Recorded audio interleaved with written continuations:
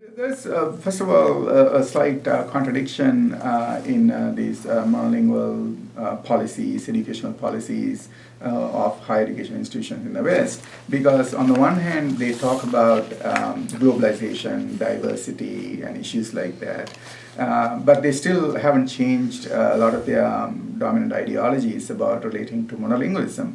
So translingualism might show up these inconsistencies and tensions that if you really want to address globalization, diversity, multilingualism, then even with the native speaker students, you have to develop an awareness of languages as plural, as fluid, as diverse. So there's one issue where we might actually do a service to educational institutions in the West by showing them how much they have to change and what they can do pedagogically to further their own ends, their own agendas of globalization, diversity, etc. But from a resistant point of view, it's possible that these changes are going to take a long time. Political structures, ideologies are not easy to change. What I think is teachers and students are finding spaces in their classrooms to write differently, to develop a translingual awareness, and that's a very promising development. So there are spaces I see in classrooms where teachers are being creative, teachers are being aware. Part of the issue is, it's a political point. What they say is surveillance is not 100%. The institutions of education can't enforce their dominant ideology completely, because there are spaces that are that are not under their control, like classroom. Okay, there's a 50-minute classroom, and maybe for 30 minutes a teacher focuses on what the school wants or the university wants, but 20 minutes they might have a creative activity that addresses translingualism. It's difficult to control.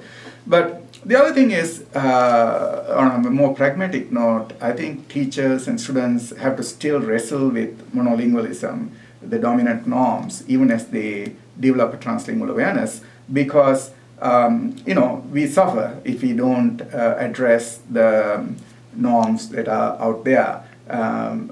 This doesn't mean fulfilling the monolingual norms without reservation, without qualification, just like doing what they want.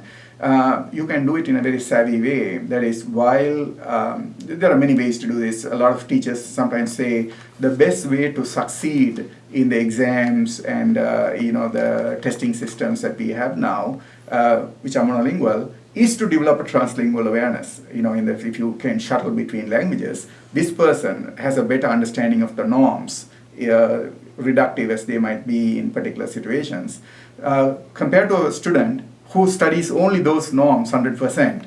So it's a paradox where a translingual awareness will actually help you succeed in an exam or educational agenda which prioritizes monolingual norms. This doesn't mean we teach students only those norms. What we teach our students is shuttling between norms, knowing how language is diverse will actually help you succeed with the standards they have now, because you're actually going over and beyond what the school wants from you. And it also makes you successful outside these monolingual norms. When you find a job or when you travel outside, you're going to engage with other norms that are out there. So I'm not against monolingual norms. I don't think it's set in stone. It's an ideology. It's a political issue about whose norms matter.